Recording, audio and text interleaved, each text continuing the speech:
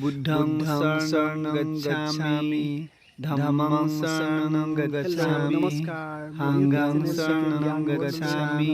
সকলোকে বহুত স্বাগত কৰিছো বন্ধুসকল বিপিয়া সমষ্টিৰ নাৰায়ণপুৰ চহৰৰ পুলিচ থানাৰ নিচেই সমীপত অৰ্থাৎ উত্তৰ দিশত 300 মিটাৰ দূৰত বৌদ্ধ বিহাৰ অৰ্থাৎ বুদ্ধিষ্ট টেম্পল আছে এই টেম্পলৰ অৰ্থাৎ বৌদ্ধ বিহাৰৰ চহৰত কেনেকুৱা ধৰণৰ হয় কিমান সুন্দৰ হয় আমি দেখাবলৈ চেষ্টা কৰিছো তেনে বলক আমি মন্দিৰ চহৰলৈ নাৰায়ণপুৰৰ নিচেই সমীপত থকা এই বৌদ্ধ বিহাৰটোৱে পৰ্যটকৰ আকৰ্ষণীয় স্থল হৈ পৰিছে বন্ধুসকল আজিৰ ভিডিঅ'টো অতি ধুনীয়া হ'ব আকৌ আকৰ্ষণীয় হ'ব আপোনালোকে অন্তিমলৈকে ভিডিঅ'টো চাই থাকিব বুলি মই আশা কৰিছো আমি আহি মন্দিৰ চৌহদ পালোঁ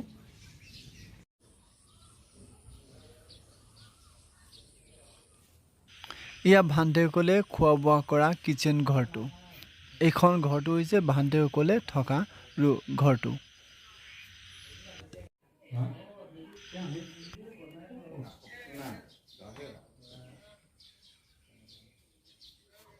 কিমান সুন্দৰ পৰিৱেশ কিমান ধুনীয়াকৈ সজাই ৰাখিছে আকৌ ভান্তিবিলাক কেনেকৈ থাকে ভান্তিৰ পৰা আমি সকলোখিনিকে আজি বিতংভাৱে জানিবলৈ পাম তেনে সকলোৱে অন্তিমলৈকে ভিডিঅ'টো চাই থাকিব বুলি মই আশা কৰিছোঁ আজি এইখন বুদ্ধ বিহাৰৰ অধ্যক্ষজনৰ লগত আমি কথা পাতিম এই ভান্তে বহি আছে আমি ভান্তেৰ ওচৰত অকণ কথা পাতিম ভান্তে নমস্তে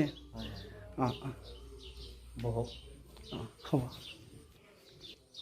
এয়া এইখন বুদ্ধ বিহাৰৰ অধ্যক্ষ ভান্তে বা ইংলিছত আমি মং বুলি কোৱা হয় আমি ভান্তিৰ বিষয়ে আজি অকণমান জানিম আকৌ এইখন বুদ্ধ বিহাৰৰ বিষয়ে সকলো কথাখিনি আমি ভান্তিৰ মুখৰ পৰা বিৱৰি জানিবলৈ আমি চেষ্টা কৰিম তেওঁ আমাক সহজভাৱে বুজাই দিব ভান্তে হয় নমস্তে এই মূৰ্তিখিনি ইয়াতে বনাই থৈ দিয়া হৈছে 5টা শিষ্য আৰু এজন বুদ্ধক এইখিনি কিহৰ কাৰণে দেখুৱাই দিয়া হৈছে হয় আমাৰ বুদ্ধ যেতিয়া নেকি বোধিসত্ত্ব বুলি কয় মানে জ্ঞান লাভ নোপোৱা আগত লগৰ আছিলে আমাৰ বুদ্ধৰ হয় তেখেতে একেলগে আছিলে মানে জ্ঞান কৰে শিক্ষা লৈছিলে যেতিয়া জ্ঞান লাভ নোপোৱা আগত মানে সিহঁতৰ চুক্তি মানে অধিষ্ঠান আছিলে যে নাখাই নবৈ জ্ঞান কৰিব লাগে মানে সেই সময়ত আমাৰ সুজাতা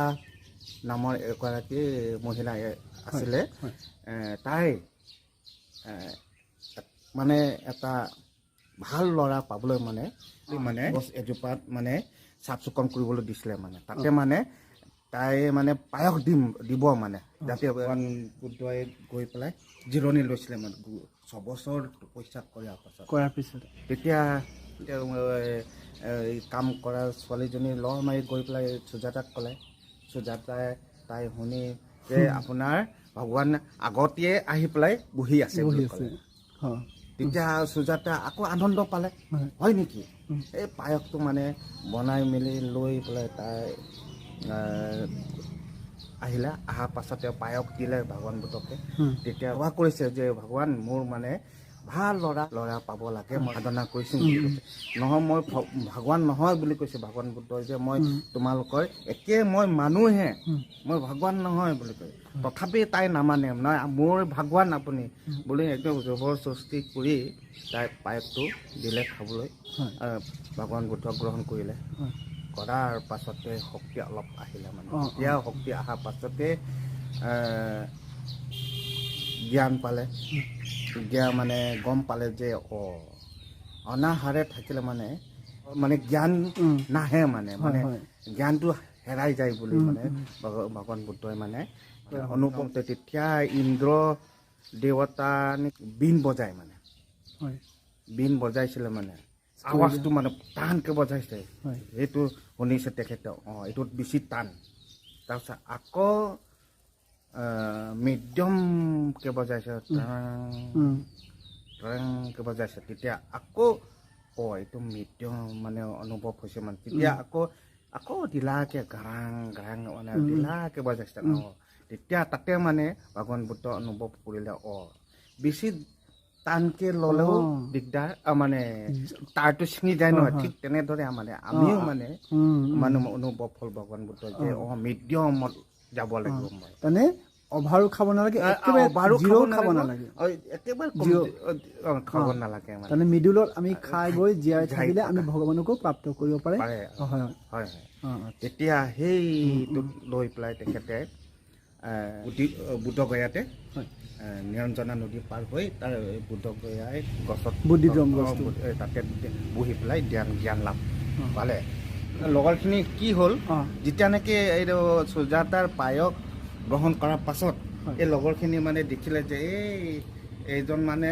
নাখাই নবৈ ধ্যান কৰাৰ মানে প্ৰতিশ্ৰুতি ভংগ কৰিলে বোলে তাৰ লগত নাথাকোঁ বুলি কৈ তেখেত সিহঁতে এই 5 জনে বাৰাণসীলৈ গুচি গ'ল মানে ভূতক এৰি পেলাই তো যেতিয়া গৈ পেলাই জ্ঞান লাভ পালে জ্ঞান লাভ পোৱাৰ পাছতে তেতিয়া যে মই এতিয়া প্ৰথম জ্ঞানটো কাক দিব লাগে তেতিয়া চিন্তা কৰিলে মোৰতো লগৰ আছিলে কি আছিলে জ্ঞান লাভ লগ কৰিব গৈছিলে ভগৱান বুদ্ধই এই লগৰখিনিক তেতিয়া লগৰখিনি মাতি দিব নোখোজিছিলে মানে যে বহিবলৈ নকৰাই মানে মানে মনত কিবা হৈছিলে যেতিয়া আনটো এটা এটাকৈ মানে সিহঁতক কিবা কৰিলে দিয়াৰ পাছতেহে সিহঁতেও জ্ঞান হৈ পেলাই অৰহত বুলি কয় মানে শক্তি ঋদ্ধিৰ পাই গ'ল মানে লগালগ ঋদ্ধি হৈ গ'ল মানে সিহঁতেও সেইদিনাৰ পৰা মানে প্ৰৱজ্ঞা গ্ৰহণ কৰা হ'ল সেই চাৰানাথতে মানে প্ৰথম দীক্ষা দিছিলে মানে ভগৱান বুদ্ধই এই 5জনক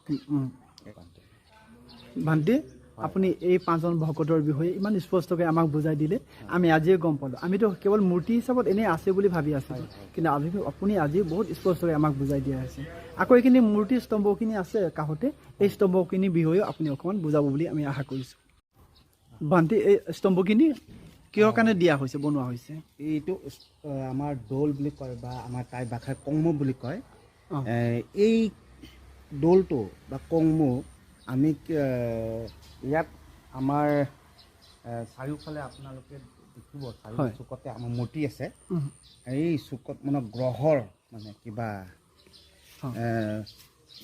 মানুহৰ গ্ৰহ আছে যে আমাৰ সেই গ্ৰহৰ মানে নাম আছে মানে ইয়াত গ্ৰহ অনুসাৰে ইয়াৰ নাম দিয়া হৈছিলে এইখিনিত মানে আমি যেতিয়া নেকি আমাৰ গ্ৰহ কোন ঠাইত পৰিছে সেই গ্ৰহত মানে আমাৰ মানুহবিলাক আহি মম ধূপ জ্বলাই মানে পূজা কৰে যাতে মোৰ গ্ৰহটো খণ্ডন হওক আৰু বিপদ আপদ নহওক বেমাৰ আজাৰ নহওক বুলি মানে আমি খণ্ডন কৰোঁ এই এনেকা মানে ভান্তে চাৰিচুকত যে এইটো হেৰি এটা মেডিটেশ্যন ৰুম এটা বনাই থৈ দিয়া হৈছে এইটো কিহৰ কাৰণে দিয়া হৈছে এইটো যোনে মন যায় আহি পেলাই ইয়াত মেডিটেশ্যন কৰিব পাৰে এইটো গুহা হয় গুফাৰ নিচিনা হৈছে ইয়াত মেডিটেশ্যন কৰিলে ভালো হয় আৱাজ বাহিৰৰ আৱাজটো কম শুনে সেইকাৰণে আমি চাৰিচুকত বনাই দিয়া হৈছে যাতে ভান্তেবিলাক আহি ধ্যান কৰিব পাৰে সকলো দৌলৰ চাৰিচুকতেই এনেদৰে ধ্যান কক্ষ থাকে এই কক্ষত সোমাই যদি আমি ধ্যান লগোৱা হয় তেনেহ'লে আত্মাই পৰমাত্মাৰ লগত সহজভাৱে শক্তি পবিত্ৰতাৰ প্ৰাপ্ত কৰিব পাৰে এই গুফাৰ ভিতৰতে সোমাই যেতিয়া ধ্যান কৰিব তেতিয়া মনৰ সকলো নিগেটিভ বিচাৰবিলাক শেষ হৈ যায়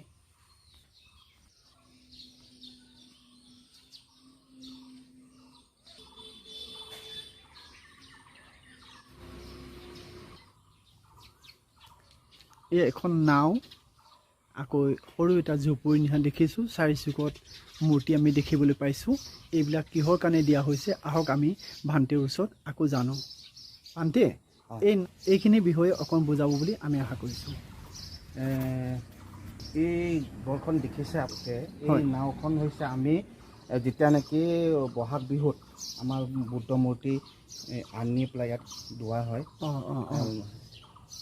মূৰ্তিবিলাক আনি ইয়াত ৰাখি পানী সিফালৰ পৰা ৰাইজে ঢালি আমি চাফ চিকুণ কৰোঁ মানে 3 দিন থওঁ 75 ঘণ্টা আমি ইয়াত ৰাখোঁ তেতিয়া আমি ইয়াত ৰাখি পেলাই পানী ঢালোঁ আমাৰ গাঁৱৰ মানুহ ল'ৰা ছোৱালীবিলাক ফূৰ্তি ফৰ্তা কৰে যাতে এই বছৰটো এনেকৈ ফূৰ্তিকৈ থাকিব লাগে আৰু বেমাৰ আজাৰ হ'ব নালাগে বিপদ আপদৰ পৰা ৰক্ষা পাবৰ কাৰণে আমি এই কিবা ফূৰ্তা কৰোঁ আৰু আমি দিনাই মানে যাৰ নেকি জন্মবাৰ চাই পেলাই কিহেৰে কি দিব লাগে, কি ফুল দিব লাগে, কি গছ দিব লাগে, সেই পানীত তিয়াই পেলাই গা ধুই আমি কিবা সাধনা কৰি লওঁ।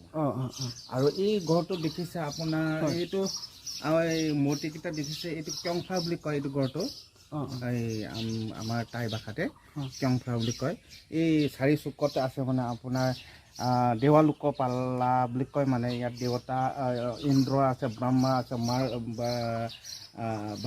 আছে, তেনেকৈ 4 চুকত ৰক্ষা দেৱতাসকল আছে যে আমাৰ 4 চুকত আছে। সেই 4 চুকৰ ৰক্ষাৰ কাৰণে ইহঁত মূৰ্তিখিনি বনাই দিয়া হৈছে, যাতে বুদ্ধ মূৰ্তি ইয়াত নমোৱা হয় যে, যাতে সিহঁতে ৰক্ষা হ'বলৈ কাৰণে আমাৰ বিশ্বাস। এইকাৰণে মানে তাৰমানে অপবিত্ৰ শক্তিবিলাক যেন ইয়াত প্ৰতিৰোধ কৰিবৰ কাৰণে মূৰ্তিখিনি বনাই দিয়া হৈছে। আমিতো ভাবিছিলোঁ কেৱল কিবা ষ্টাইল শ্ব'ৰ কাৰণে বনাইছে বুলি, কিন্তু আচলতে নহয়। প্ৰতিটো মূৰ্তিৰে বিভিন্ন ডিজাইনবিলাকৰ কিবা এটা ৰহস্য আছে। আহক আমি মূৰ্তিৰ এই ঘৰৰ চাৰিওফালে মূৰ্তিখিনিক আমি চাই লওঁ।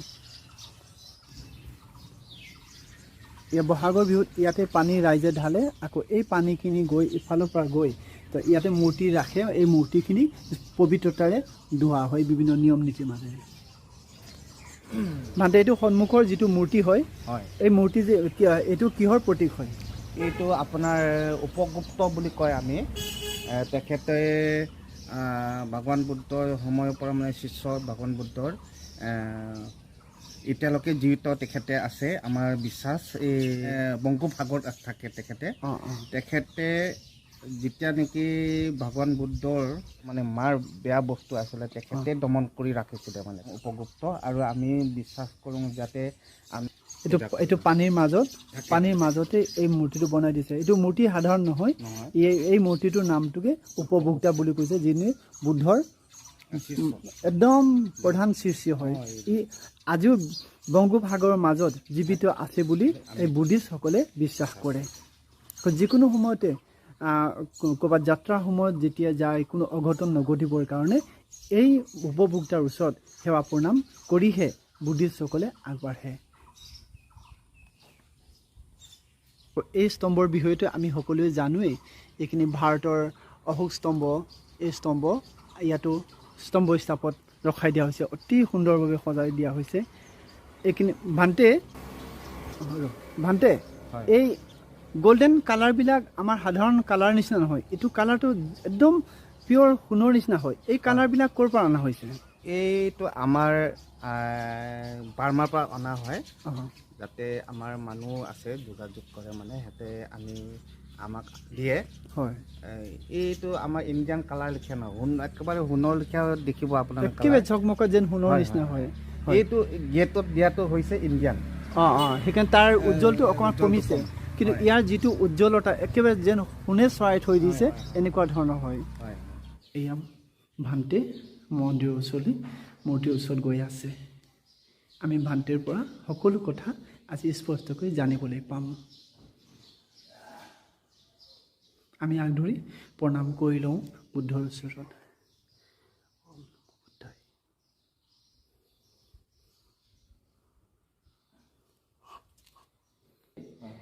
ভান্তে, এই মূৰ্তিখিনিৰ সন্মুখত দুটা আসন আমি দেখিবলৈ পাইছোঁ। এই আসন দুটাত কি কৰা হয়? আমি ইয়াত বহি আমাৰ ভান্তে সকলে মানে পূজা কৰে, সেৱা পূজা কৰে, ধ্যান বা মেডিটেশ্যন কৰে, পূজা কৰে। গধূলি ৰাতিপুৱা ইয়াতে বহি পেলাই। ইয়াতে সকলো মানুহ ইয়াত বহিব নোৱাৰে, কেৱল ভান্তিসকলে বা সমৰ্পিত এই ভান্তিসকলেহে ইয়াত বহি আসনত বহি তাৰপিছত বুদ্ধক ধ্যান বা পূজা কৰা হয়। ইয়াত আহিলে সকলোৱে শান্তি অনুভৱ কৰিব পাৰে। সেইকাৰণে এই মন্দিৰত আহিবৰ কাৰণে কোনো বাধা নাই। সকলোৱে নিজৰ মনৰ বাঞ্ছা পূৰ্ণ হ'বৰ কাৰণে সকলোৱে আহক, মন্দিৰ দৰ্শন কৰক। আজিকালি পৰিৱেশত যিবিলাক দুখ অশান্তি পৰা হয়, নিজক কণ্ট্ৰল কৰিব নোৱাৰা হয়, সেইকাৰণে এই মন্দিৰত অকণমান সোমাই যেতিয়া মেডিটেশ্যন কৰা হয়, যা মনৰ কথাবিলাক যেতিয়া বুদ্ধৰ আগত ক'ব পাৰে, তেতিয়া নিজৰ বেয়া চিন্তাবিলাক নিমিত্তে দূৰ হৈ যায় সেয়া আমি বিশ্বাস কৰোঁ আৰু আপোনালোকে আহি জল এই মন্দিৰত প্ৰৱেশ কৰিব আকৌ অকণমান ধ্যান কৰি যাব ইয়াত ভান্তি আমি সন্মুখত কেইটামান ফ্লেগখিনি কেইবাটাও ৰং দেখিছোঁ কালাৰ এই কালাৰখিনি কি সূচাইছে ধৰক ইয়াত নীলা আছে হালধীয়া আছে ৰঙা আছে আকৌ বগা আছে আকৌ কমলা ৰঙৰ আছে এইখিনি কি সূচাইছে এইখিনি হৈছে আপোনাৰ যেতিয়া নেকি আমাৰ ভগৱান বুদ্ধ ধ্যান কৰি থাকোঁতে মানে ৰত্নগড় বুলি কয় মানে তাতেই ধ্যান কৰোঁতে মানে তেখেতৰ পিছফালৰ এই ৰংখিনি ওলাই চক্ৰৰ হৈছিলে চক্ৰৰ দৰে মানে এই ৰংখিনি ওলাইছিলে আৰু আভামণ্ডল বুলি কয় হয় হয় হয় এই আপুনি দেখিছে 1 নম্বৰ হৈছে নীলা হয় এই নীলাটো হৈছে আমাৰ নীলাটো হৈছে মৈত্ৰী পাৰামীচিন বুলি কোৱা হয় এইটো যেনেকৈ আমাৰ আকাশ সীমাহীন হয় ঠিক তেনেদৰে ভগৱান বুদ্ধৰ মানে মৈত্ৰীটো তেনেকৈ সীমাহীন আছিলে সেই তাকে বুজাই মেলি হালধীয়াটো আপোনাৰ আমাৰ ত্ৰিশিৱৰ এয়া এই ত্ৰিশিৱৰ এই ভগৱান বুদ্ধৰ এই ত্ৰিশিৱৰ পৰা উৎপন্ন হৈছিলে এইটো ত্যাগৰ চিন বুলি হালধীয়াটো হয় আৰু ৰঙা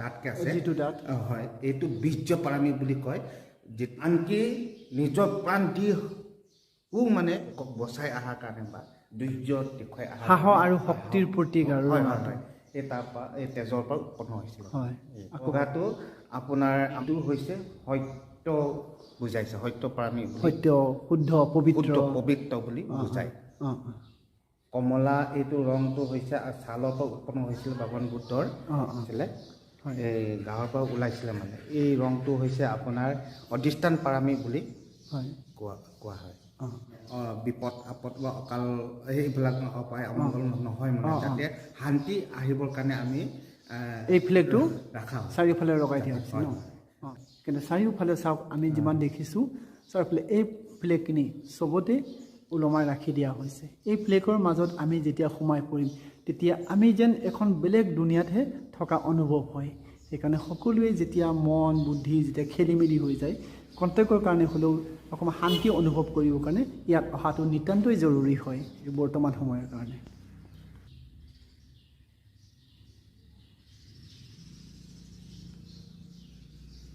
ভান্তে আপোনাৰ পৰা এই আজি বুদ্ধ মূৰ্তি মন্দিৰৰ বিষয়ে বা আপোনাৰ নিজৰ বিষয়েও আমি সকলো কথা বহুত বিতংভাৱে কম সময়তে আমি জানিবলৈ পালোঁ তাৰ কাৰণে আপোনাক বহুত বহুত ধন্যবাদ থাকিল আকৌ পৰৱৰ্তী সময়ত আকৌ বহুত কথা জানিবলৈ কাৰণে আপোনাৰ ওচৰত আহিম আপুনি আমাক সহায় সহযোগ দিব বুলি আশা কৰিলোঁ হয় আপোনালৈও ধন্যবাদ থাকিল আৰু এইকণ সময় আপুনি দিছে আপোনাৰ চেনেলত ক'বলৈ কাৰণে আপোনাক বহুত বহুত ধন্যবাদ আৰু আপোনাৰ চেনেলৰ যোগেদি মই অসম ৰাইজক বা অনুৰোধ জনাইছোঁ যাতে আপোনালোকে আহক আহিলে নিশ্চয় আপোনালোকৰ মনটো শান্তি হ'ব আৰু আমি যাতে শান্তি বিচাৰোঁ সকলোৱে শান্তি বিচাৰে নহয় জানো যেতিয়া শান্তি লাগে তেতিয়াহ'লে আমি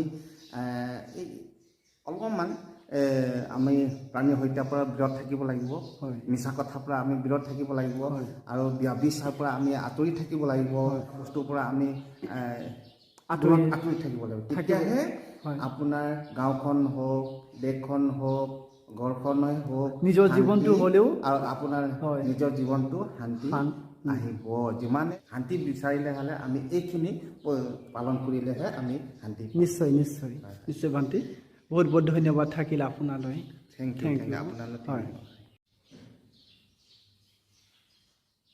বুদ্ধিষ্টসকলে বিশ্বাস কৰে যিমানেই সঁচা দিলেৰে দান কৰা হয় সিমানেই পুণ্যতা অৰ্জন কৰিব পাৰে বুলি দানৰো বহুত মূল্য আছে সেয়েহে দান দিয়া বস্তুৰ প্ৰতি 1 ছেকেণ্ডৰ কাৰণে হ'লেও মনত পেলাব নালাগে একেবাৰে দিলৰ পৰা পাহৰি যাব লাগে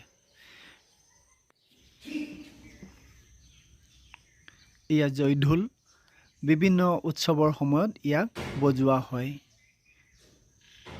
এয়া বৰকাঁহ থাল এয়া বহুত ভালদৰে সজাই ৰখা হৈছে। এয়া সমস্ত বুদ্ধৰ জীৱন কাহিনীক ফটো এলবামত ৰাখি মিউজিয়ামৰ দৰে সজাই ৰাখিছে।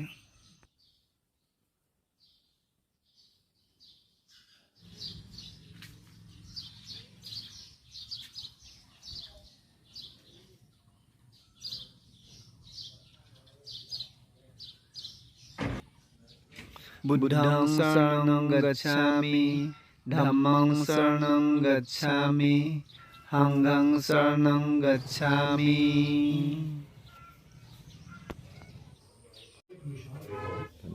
Sandarbh শিক্ষা শাসন বংশ ভিক্ষু কিতাপখনত মানে যদি আমাৰ বুদ্ধৰ শিক্ষা জানিবলৈ হ'লে এই কিতাপখন পঢ়িলে সকলো কথা ইয়াতে গম পায়। ইয়াতে বিশাৰদ ধুনীয়াকৈ লিখা আছে, কিন্তু মানুহখিনি যে বুজিব নোৱাৰে, আকৌ বুজাব নোৱাৰে, সেইকাৰণে অকণমান হেৰি হয়, খেলি মেলি হয় ন।